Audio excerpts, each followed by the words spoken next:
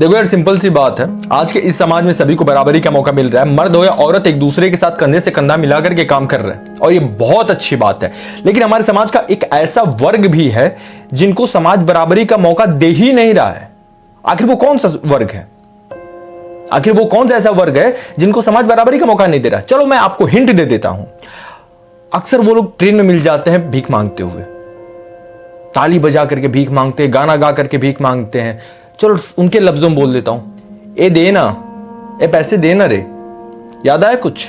जहां पे जरूरत से ज्यादा ट्रैफिक लगता है वहां पे वो भीख मांगते हुए मिल जाएंगे। याद आया? हाँ, मैं उन्हीं किन्नरों की बात कर रहा हूं, मैं किन्नर की बात कर रहा हूं। कुछ लोग उनको छक्का तो कुछ लोग उनको हिजड़ा के नाम से जानते हैं, लेकिन उनकी जिंदगी सही मायने में है क्या, यह बात आप समझने वाली जरूरत है। क्या उनको सच में हमारे इस समाज ने बराबरी का मौका दिया है?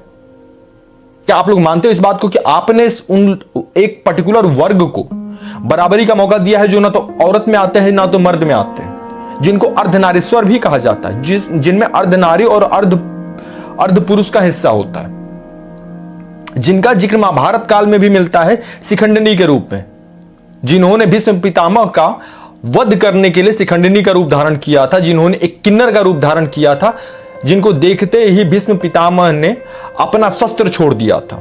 हां, मैं उसी किन्नर समाज की बात कर रहा हूं, जिनका जिक्र महाभारत काल में बहुत अच्छे से वर्णन मिलता है, जिसका एक में छोटा सा जो जानकारी मुझे मिला मैं आपके डिस्प्ले पे रखता हूं। आप चाहो तो पॉज करके इस वीडियो को पूरा देख सकते हो या इस इंफॉर्मेशन को पूरा देख सकते हो। हमारे आज के इस समाज में किन्नर वर्ग, आखिर मैंने जिस टॉपिक पे वीडियो बनाना होता है मैं उस टॉपिक से रिलेटेड लोगों से मैं बात करता हूं, क्योंकि मुझे पर्सनली उन चीजों के बारे में जब जानकारी नहीं होता है तो मुझे ये लगता है कि मुझे उनकी चीजों को समझने के लिए मुझे उनसे बात करना पड़ेगा। तो जब मैंने उनसे बात किया, जब मैं उनकी चीजों को सुना तो मैं खुद अंदर से हिल गया कि कहीं ना कहीं इस समाज की गलती है उनके इस बर्ताव के लिए। हमारा समाज ही उनको बराबरी का मौका नहीं देता है। आखिर क्या रीजन है? क्योंकि वो हमसे थोड़े से अलग दिखते हैं।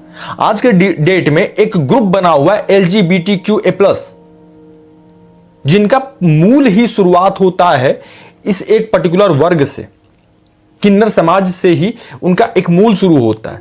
उन्होंने कह दिया कि भाई ठीक है, मैं LGBTQ का एडमायर हूं, ठीक है, आप हैं, बहुत अच्छी बात है, आप मानिए, लेकिन सही मायने में आपने अपने जैसे दिखने वाले लोगों के लिए इंडिया में क्या किया है?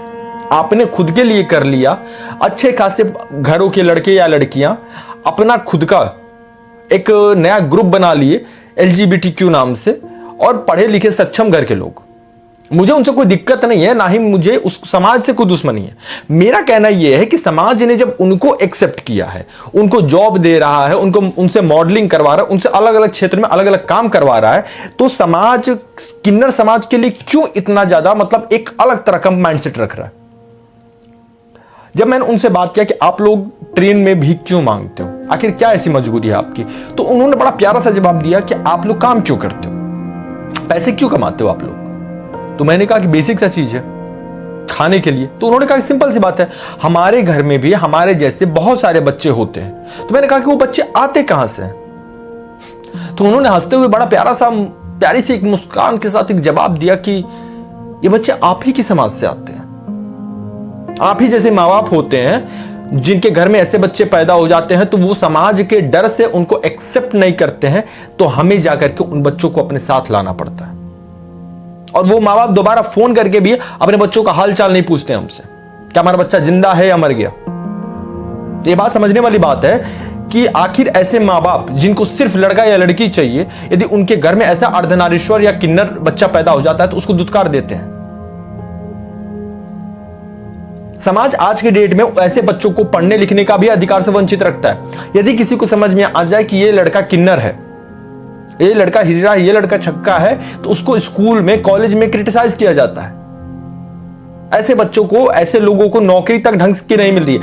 नो डाउट आज की डेट में बहुत ज्यादा चीजें हो रही हैं, लेकिन किन्नरों का इतिहास उठा करके देखा जाए तो उन्हें हबसी मर्दों से बचने के लिए जाकर के वैश्यालय में सोना पड़ता था, क्योंकि उनका भी रेप किया जाता था।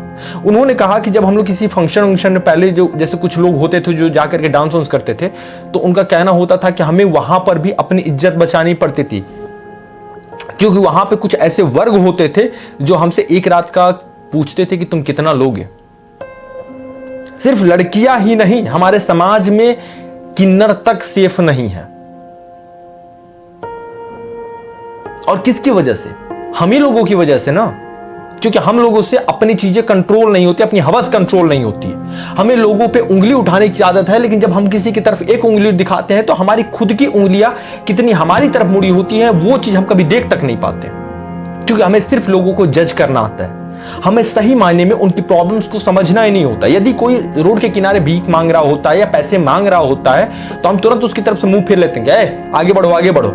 लेकिन हम उनकी मजबूरी नहीं समझ पाते हैं कि आखिर वो भीख क्यों मांग रहा है।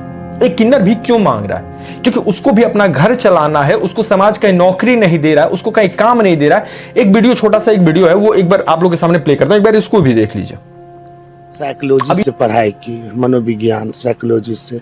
मेरा बचपन से शौक था बहुत पढ़ना लिखना, पढ़ लिख के बड़ा अफसर बनना। 10-12 साल का हुआ तो बोला किन्नर, पता चल गया, नजरअंदाज करने लगा, ना अच्छी किन्नर है, कोई काम करने को लगा। तो हमको सब दिक्कत देता था, खाना पीना कपड़ा था, तो हम अपना निकल गए ट्रेन में मांगने खाने लगे। तो फिर भी आप स्कूल और इंटर कैसे? हाँ, तो हम स्टेशन पे पढ़ के किताब गैस पेपर लाते थे और समस्तीपुर स्टेशन में पढ़ाई लिख अपने से पढ़ते थे, लाइन बत्ती पे पढ़ के हम इंटर पास किए, तब BA पास किए, तब MA पास किए, कहीं मेरा जॉब हो जाएगा तो अपना इज्जत की रोटी कमाएंगे खा गए। नहीं हुआ, मेरा कुछ नहीं हुआ। ये समझिए कि ये किन्नर पढ़ा लिखा हुआ किन्नर, एक जो कि समाज में इज्जत का दर्जा चाहता था, पढ़ा लिखा था, नौकरी चाहता था, लेकिन समाज ने उसको नौकरी नहीं दिया। क्यों नहीं दिया?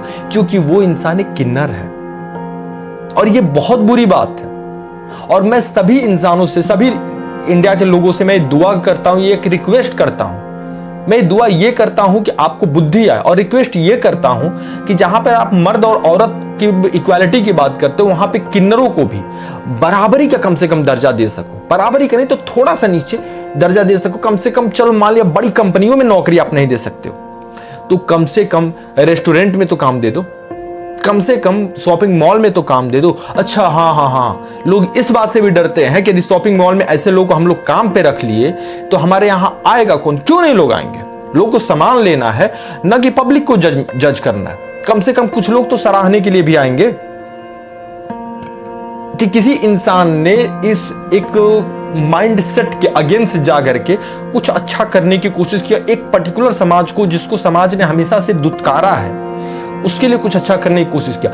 यदि किन्नर हमारे समाज का हिस्सा है तो हमें उसको भी एक्सेप्ट करना चाहिए। जैसे मर्द और औरत एक दूसरे से लड़ते रहते हैं, औरतें फेमिनिस्ट का नारा लगाती हैं, मर्द कहते हैं कि मर्द और औरत एक बराबर हैं, औरतें कहते हैं कि मर्द और औरत एक बराबर है, तो किन्नर किस समाज का हिस्सा है?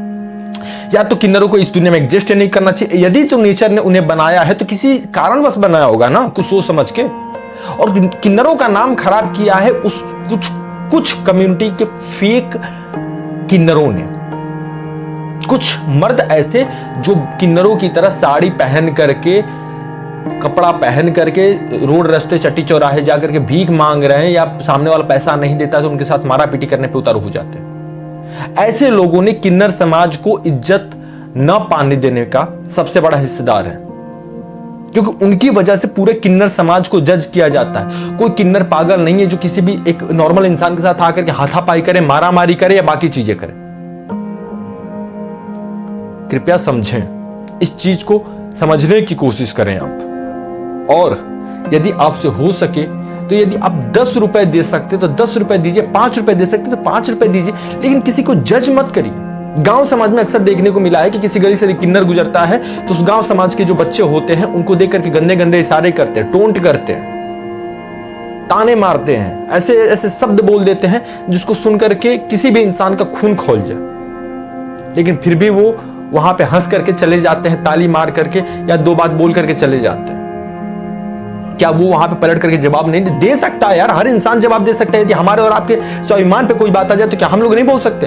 तो उसी तरह वो लोग भी बोल सकते हैं, लेकिन बशर्ते बात यह है कि उन्हें पता है कि समाज में उनका जगह कहां पे है या समाज ने उनको कहां पे रखा है। और मैं सभी किन्नर समाज के लोगों से ये रिक्वेस्ट करता हूं कि यदि आपके पास थोड़े से पैसे जुट जाए तो कम से कम आप छोटा मोटा कोई काम स्टार्ट करिए, कोई रेस्टोरेंट स्टार्ट करिए, जहां का एडवर्टाइजमेंट कम से कम यदि कोई नहीं करेगा तो आप हमसे कांटेक्ट करिए, हम आपके लिए आएंगे। हम एक पहल करना चाहते हैं जिससे समाज में हर एक वर्ग को, हर एक समाज को, समाज में जी रहे हर एक इंसान को बराबरी का दर्जा मिल सके।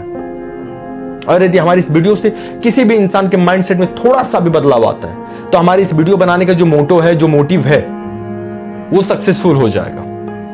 और सभी से विनम्रता पूर्वक निवेदन है कि प्लीज सबको एक नजर से देखो। किसी को गाली देने का अधिकार नहीं है आपको, किसी के बारे में उल्टा सीधा बोलने का अधिकार नहीं है आपको, किसी को क्रिटिसाइज करने का अधिकार नहीं है आपको। यदि कोई आपको बुरा भला बोलेगा तो आपको अच्छा नहीं लगेगा, तो उसी तरह किसी दूसरे को भी अच्छा नहीं लगेगा। धन्यवाद।